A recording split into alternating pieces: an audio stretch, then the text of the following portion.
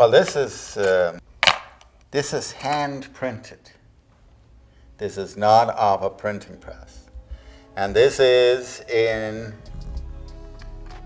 This would be printed in the monastery, like a library, and read it in the library. And this would be chained to the desk so that you couldn't walk away with it, because there are no copies.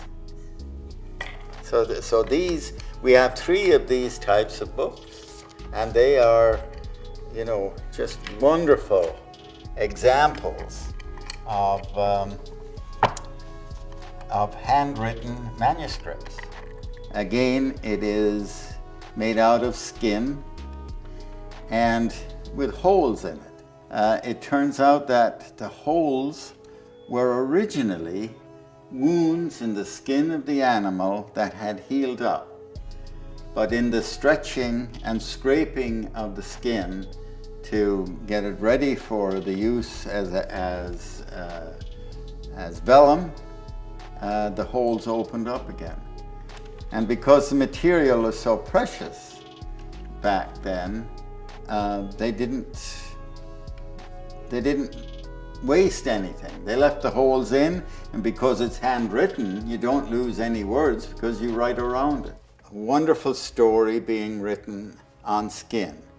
And here in detail, and I'm not sure if you can see it, but you can see the lines scribed to keep the lines straight. They look like pencil, but they are not pencil. As you can see, the capitals are beautifully illustrated. It's called illumination. Many important works, especially many of the Bibles, some of the illuminated capitals take up a whole page. And many of these told hidden stories. The origin of some of these books, where they started, is unknown.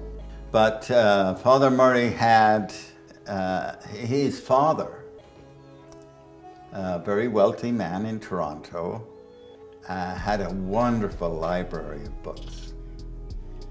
And so Father Murray eventually inherited those books. Father Bacciochi, who had come up to Canada to retire and who had spent most of his life in Louisiana. And he had in his possession an amazing collection of books. And Father Murray commented on Father Bacciochi's collection. He said, "I am not envious of many things, but I am envious of his rare book collection." And so when Father Bacciochi died, the collection was granted to Father Murray. And they brought that collection of beautiful, rare books in the back of a half-ton truck to Father Murray. General Robert E. Lee's niece was also a correspondent and a friend of Father Murray's. Robert E. Lee's niece sent a truckload of books from Robert E. Lee's personal library that she was the custodian of, and gave them to Father Murray. The whole birth of this collection and the collection of books in Lane Hall all came about because one of the conditions of Father Murray getting a charter to teach the university courses was that he had to have a library.